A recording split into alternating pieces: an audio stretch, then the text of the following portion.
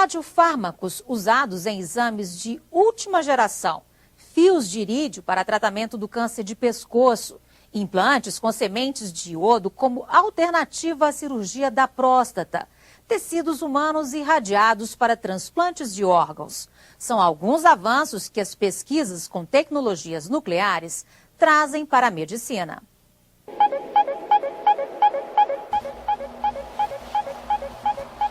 Essa é uma imagem em 3 dimensões do corpo de um indivíduo. Imagens tridimensionais que podem salvar vidas. Exames avançados que direcionam como os especialistas devem atuar. Esta é a contribuição da medicina nuclear para pacientes do mundo inteiro. A medicina nuclear, contrariamente à radiologia, os aparelhos não emitem radiação. Você dá para o paciente, de forma venosa ou via oral, pela boca, um contraste que é radioativo. Esse contraste como se emitisse uma luz que permite que os aparelhos captem essa luz e transformem numa imagem de uma alteração de um órgão. A história da medicina nuclear começa no fim do século XIX, com a descoberta dos primeiros isótopos naturais. A cientista Marie Curie encontrou os primeiros elementos naturais radioativos em 1898.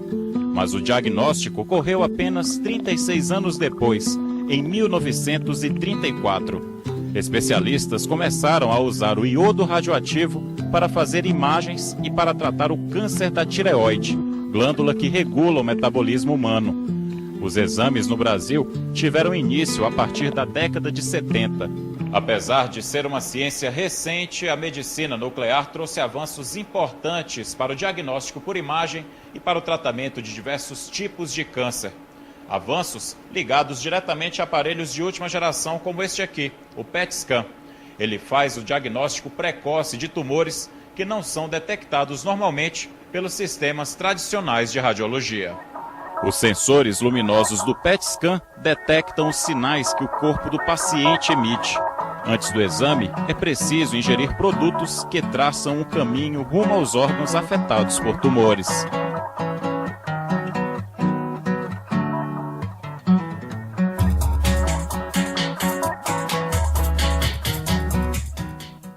Esse paciente, no cérebro, que é uma das áreas que mais consome glicose no organismo, essa imagem aqui mostra um cérebro normal, não tem nada que é alterado nesse cérebro. Mas todas as outras manchas são metástases, são tumores que se espalharam pelo organismo. E o PET permite fazer o exame do corpo inteiro, com uma radiação muito pequena, permitindo você avaliar. Imagina você ter que fazer uma tomografia aqui, uma outra aqui. Ele te dá uma visão tridimensional. Aqui lesões em coluna, lesões nos órgãos vitais, gânglios e na bacia. Então você tem essa ideia. Além do PET-scan, aparelhos como a gama-câmara também são usados para o diagnóstico de câncer. Ela faz imagens que, unidas ao raio-x, detectam tumores em órgãos humanos. Este equipamento é muito utilizado para exames na cabeça e no coração. Mas o sucesso da medicina nuclear não depende apenas de máquinas sofisticadas e de especialistas em análises clínicas. Os radiofármacos são fundamentais para obter as imagens. Quando ingeridos pelos pacientes, eles traçam pontos em volta do tumor que os aparelhos detectam. No Brasil, o IPEM produz os radiofármacos e abastece 97% das instituições médicas do país. O gerente de pesquisa, desenvolvimento e inovação do Instituto nos levou para o Centro de Radiofarmácia, onde eles são produzidos. O laboratório tem detalhes que chamam a atenção. Portas especiais monitoram a radiação de todos aqui. O manuseio dos radiofármacos requer ainda mais cuidados. A célula é toda revestida desse lado, do lado interno também, em cima e embaixo, com chumbo. Esses são tijolos de chumbo que tem uma espessura, um tamanho adequado para barrar toda a atividade que está lá dentro.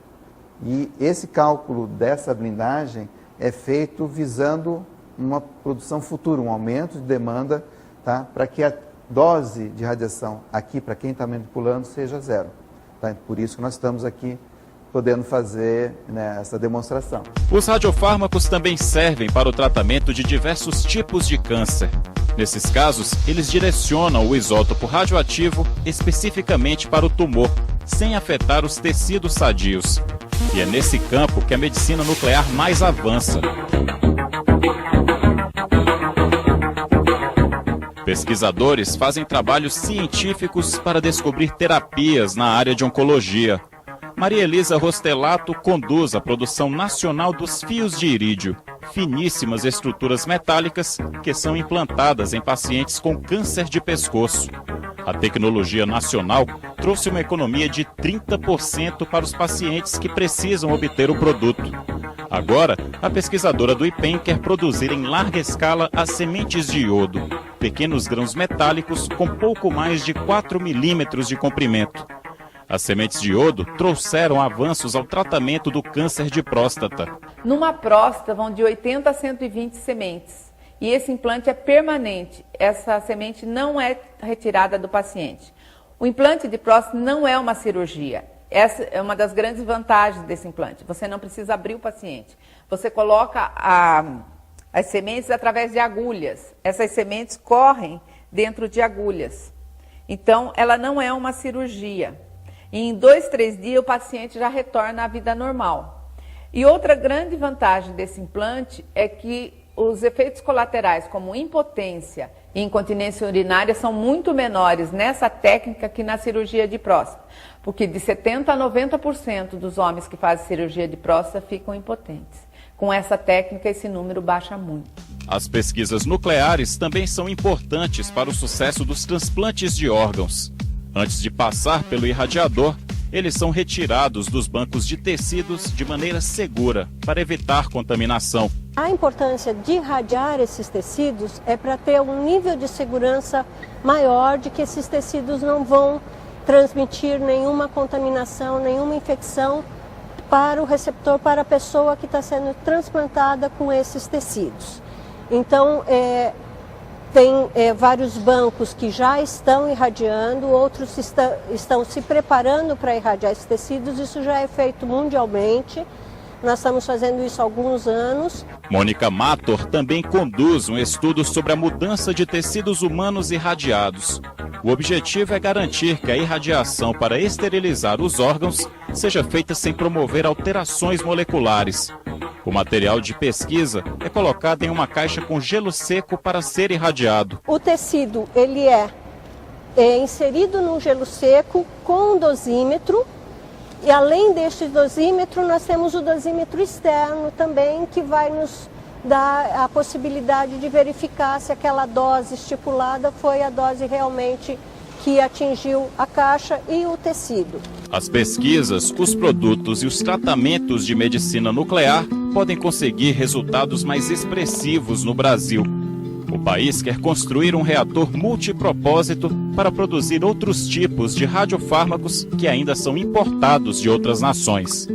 E com esse reator, a gente poderia produzir todos os isótopos produzidos em reator, e ele abre, como um reator de potência maior, ele abre a possibilidade de se pensar mais ainda na exportação dos produtos. E aí eu vou ter, né, uma capacidade produtiva bem maior e eu posso aumentá-la para poder abastecer outros mercados aqui, principalmente na América do Sul.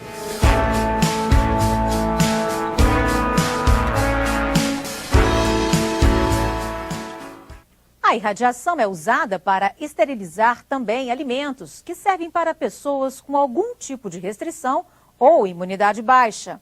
Agora imagine um filé de frango grelhado há 11 anos, prontinho para o consumo ainda hoje. Pode parecer estranho, mas é o que garante a técnica de irradiação dos alimentos. E alguns países só aceitam comprar frutas brasileiras que passem por esse processo. A Organização Mundial de Saúde aprovou a irradiação de alimentos em 1997. Desde então, a OMS recomenda essa prática como a maneira mais saudável para manter os alimentos esterilizados, sem riscos. Realmente eu não vejo, né, a sociedade hoje sem a utilização da radiação, né, para uma melhoria de qualidade de vida ou até para uma segurança alimentar, né? No IPEM, pesquisadores irradiam alimentos como frutas e chás. A composição deles e a chance de alteração molecular é sempre verificada. O grupo alcançou resultados positivos e descobriu que em doses baixas a radiação não afeta as propriedades benéficas dos chás. Nós trabalhamos com flores comestíveis também para diminuir a parte de infestação de fitossanitários, na parte de insetos também que contaminam os alimentos, e essas doses são bem baixas. Então isso é muito bom e muito bem aplicado para o processo de radiação. Boa parte das pesquisas é para garantir que os alimentos que passam pelo irradiador não percam valores nutricionais e ganhem em qualidade ao serem esterilizados. Mas os cuidados não se restringem ao momento da irradiação. O processo de irradiação, ele não é milagroso. Se você tem um alimento que não seguiu boas práticas desde o campo de agricultura, de colheita, de boas práticas de manipulação, até a parte final do processo, tem que ter boas práticas em tudo. É uma cadeia que a gente tem que respeitar. E aí a irradiação ela é aplicável para dar uma confiança final, uma salubridade do alimento. A irradiação de alimentos também é estratégica para a economia brasileira. Países como os Estados Unidos só aceitam comprar frutas que tenham sido irradiadas. As frutas tropicais, quando vão para fora do país, elas precisam ser tratadas para poder entrar em outro ecossistema. Então, muitas vezes as moscas das frutas que existem no nosso sistema natural, eles não vão poder entrar normalmente em outros países. Então, existem as barreiras quarentenárias que normalmente são exigidas nessa comercialização. Então, a irradiação de alimentos poderia ser utilizada para substituir os tratamentos térmicos que normalmente são aplicados, por exemplo, nas mangas. O grupo da pesquisadora Suzy Sábato irradiou 1.500 mangas e enviou algumas delas para serem testadas no Canadá. As propriedades nutritivas e o sabor não se alteraram. Pesquisas recentes buscam preparar alimentos para serem consumidos por pessoas com baixa imunidade. Essas pessoas normalmente não podem ingerir salada de frutas, verdura nem sorvete. Bom, aqui nós temos um sorvete que a gente até irradiou, né? Normalmente a gente faz alguns testes físico-químicos também. A gente pode medir a cor dele, né? Então a gente chega com o aparelho e mede se teve alguma alteração. Então mede no sorvete irradiado e também no sorvete controle, que a gente sempre trabalha com as duas amostras. E, então, a gente faz vários testes físico-químicos, né, pH, algumas outras análises, e também sempre uma avaliação sensorial que envolve as pessoas para provarem e verem se gostam da amostra irradiada ou não. Uma das aplicações menos conhecidas da tecnologia nuclear afeta diretamente as lavouras brasileiras. Em 1980, foi iniciada uma pesquisa para erradicar a população das moscas das frutas. Hoje, as lavouras estão mais seguras e a qualidade do fruto brasileiro é mantida. Os estudos foram feitos no Centro de Energia Nuclear na Agricultura, SENA, criado há 45 anos. O centro funciona no campus da Universidade de São Paulo, em Piracicaba, a 165 quilômetros da capital paulista. O professor Júlio Valder coordenou a pesquisa. Primeiro, é feita a coleta das pragas no campo. Em seguida, os pesquisadores domesticam as moscas em laboratório e irradiam com os raios gama para que elas fiquem estéreis. Nós liberamos no campo e essas moscas, acasalando com as moscas das fêmeas, né, férteis do campo, desse casalamento não resulta nada. Então, é, na verdade, um controle de natalidade da praga no campo. Com o passar do tempo, a praga do campo praticamente se extingue, né? Ela é reduzida a níveis muito baixos de a população. O trabalho rendeu frutos saudáveis para as lavouras brasileiras e chegou a outros estados. O bom resultado com a mosca da fruta estimulou o grupo a fazer o mesmo estudo com a mosca da bicheira, praga que afeta o gado no país. O pesquisador também irradia alimentos do cardápio básico do brasileiro, como pão, trigo, arroz, feijão, amendoim, ervilha e frutas. A qualidade dos produtos irradiados impressiona. Aqui eu tenho um exemplo de pão. Aqui o pão foi irradiado em 1990. E aqui o pão não irradiado. Então, nesse caso do pão, houve total eliminação dos micro-organismos e o não irradiado, o micro-organismo praticamente consumiu e destruiu totalmente esse alimento. No caso do trigo, o objetivo maior foi a eliminação da praga. A data aqui da irradiação é 1994. Hoje, o não irradiado está totalmente consumido pela praga. Atualmente, os pesquisadores fazem estudos com irradiação de carne. Júlio Valder nos mostra o primeiro resultado, um filé de frango irradiado. Esse daqui é um filé de frango grelhado.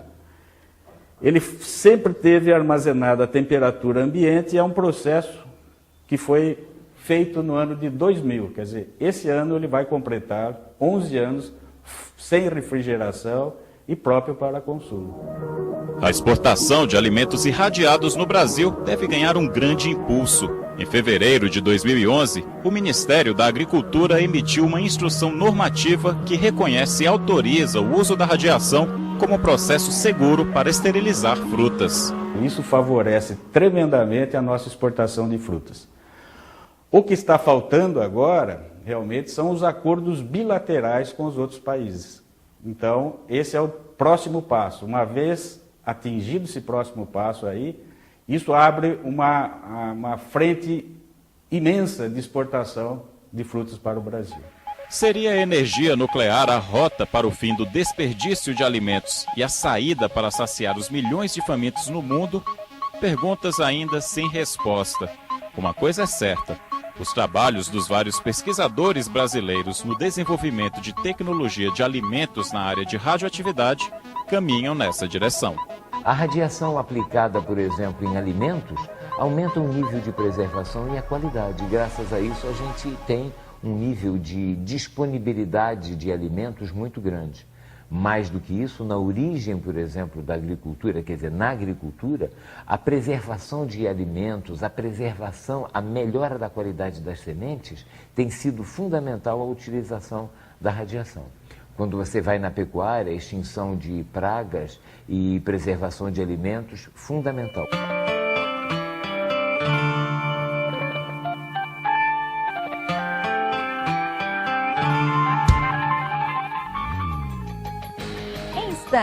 Do campo de pesquisa para as empresas, o mercado dos produtos irradiados. Você sabia que o Brasil vai construir um submarino nuclear? Veja no próximo bloco e não deixe de conferir o programa no portal do Senado na internet.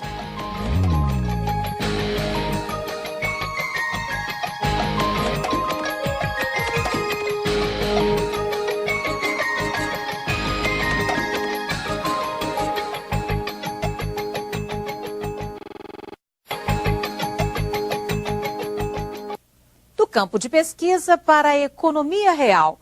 Vamos conhecer agora uma empresa que se vale das tecnologias nucleares para conquistar mercados no Brasil e no exterior com a irradiação de vários tipos de produtos.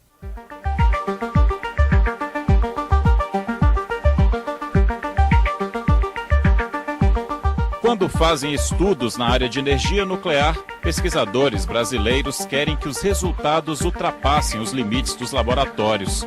Institutos de pesquisa como o IPEM mantêm parcerias com a iniciativa privada. É importante, né, não existir uma instituição, né, que possa ser um link, né, entre, por exemplo, o governo federal, no nosso caso, né, e a iniciativa privada. Né? Então, a nossa ideia é promover a questão da utilização da radiação para diferentes fins, né? Seja industrial, seja área médica, agricultura ou meio ambiente. Né? E esse link justamente é isso, um hospital, uma indústria que precisa desenvolver um produto, né, ou um processo, normalmente elas nos procuram, nós trabalhamos com essa utilização da radiação nesse benefício voltado à sociedade, né?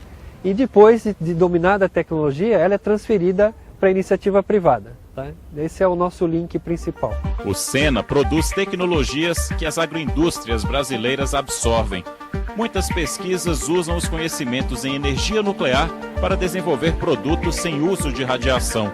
O mesmo tipo de aplicação, o mesmo tipo de conceito físico é empregado para usos que muitas vezes não são, por exemplo, de material radioativo, mas elas têm grandes aplicações na agricultura. O objetivo da Universidade de São Paulo é criar tecnologias para o desenvolvimento do país. Então, uma vez ela atingida o ponto final da pesquisa, né, inicial, ela é divulgada para os outros centros de pesquisa. A tecnologia nuclear brasileira não fica restrita aos centros de pesquisa.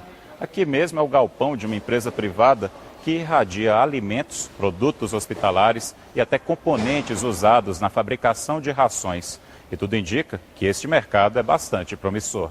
A companhia fica na região metropolitana de São Paulo e começou a operar no fim dos anos 90. Hoje é a 7ª maior empresa de esterilização do mundo e emprega 180 funcionários. 70% dos serviços são voltados à área de saúde. Somos recebidos pelo diretor operacional, Fernando Reichmann. Ele nos mostra a diversidade de produtos irradiados, entre fitoterápicos, temperos, especiarias e fraldas, todos devidamente embalados. A companhia ela foi desenhada e é operada em cima de 3 pilares básicos que a gente considera fundamentais para esse tipo de operação. Número 1 é segurança operacional e ambiental. Atividade nuclear demanda esse nível de responsabilidade. Número 2 é qualidade. Nós provemos qualidade e segurança aos produtos. É um ponto inquestionável aqui dentro. E o terceiro ponto é competitividade. Nós temos que ser cada dia mais eficientes, mais competitivos para que a gente possa realmente fazer parte desse mercado, né, de uma maneira bastante ampla. A variedade de produtos que podem ser irradiados é enorme. Neste galpão, encontramos de joias a instrumentos cirúrgicos. Tudo depende da necessidade do mercado. Em 2008, com a crise econômica mundial, a empresa reduziu a irradiação de pedras preciosas. A demanda pelo quartzo brasileiro irradiado sofreu uma redução de 80%. Mercados como Estados Unidos, China e Índia cortaram drasticamente as importações do produto. Essa é uma empresa prestadora de serviço, provedora de soluções. Então ela tem que se adequar a cada uma das situações de mercado. Então a gente já viu o comportamento do nosso negócio mudar algumas vezes em função de situações nacionais ou internacionais, as quais a gente não controla. E sim, tem que dentro de cada nova realidade, a nossa missão é buscar novas aplicações para o nosso processo. O uso de um irradiador torna ainda maiores as exigências para a companhia. A Vigilância Sanitária e a Comissão Nacional de Energia Nuclear fiscalizam regularmente a empresa. A CENEM regula a atividade de todas as instituições que lidam com energia e tecnologia nucleares. Esse acompanhamento é essencial para evitar desvios e garantir a segurança para quem atua no setor e para os consumidores. Eles têm que mostrar que não existe nenhum tipo de vazamento de radiação, eles têm que mostrar que o procedimento deles é seguro e existe inspeção muito mais frequente.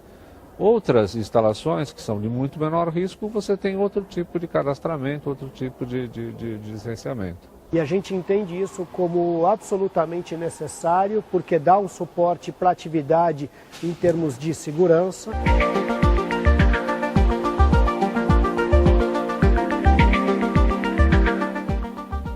Uma arma para evitar a guerra. É a filosofia do Programa de Desenvolvimento do Submarino Nuclear da Marinha Brasileira. O Brasil quer proteger as nossas riquezas e entrar para um clube restrito de países que dominam essa tecnologia. Mas poucos brasileiros já ouviram falar do projeto. Mas assim como? É para usar como uma arma ou uma coisa que vai ajudar? Eu nem estou sabendo disso, que está construindo esse submarino. A gente demorou mais ou menos 20 anos para construir um navio, quem dirá para construir esse submarino, né? Eu acho positivo que o Brasil também tem que estar preparado, né? Porque os outros preparam ele, não. Você não vê o ditado que quer paz, prepara para a guerra?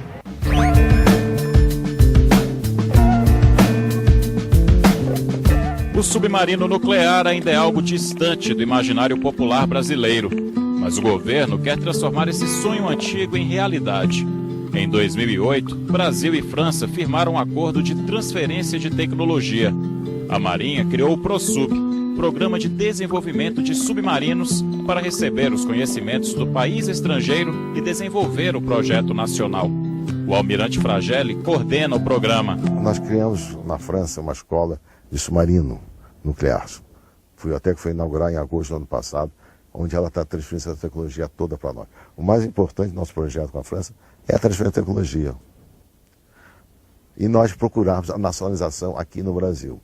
Então nós já fizemos contato com 110 fábricas no Brasil, onde a gente possa fazer muitas das coisas que teriam que ser importadas. Já estamos pegando a tecnologia que a França está nos repassando e repassando para essas fábricas, para elas ter uma tecnologia nacional e tornarmos independentes.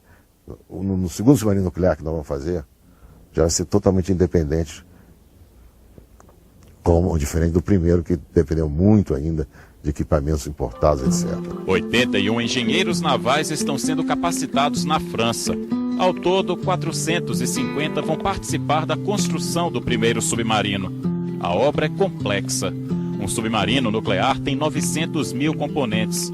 Só para termos uma ideia, o Boeing 737 é composto por 37 mil peças. O projeto básico deve ficar pronto em 2015. Mas o novo equipamento só deve mergulhar no oceano 6 anos depois. Todos os testes têm que ser feitos em terra. O que é que nós estamos fazendo?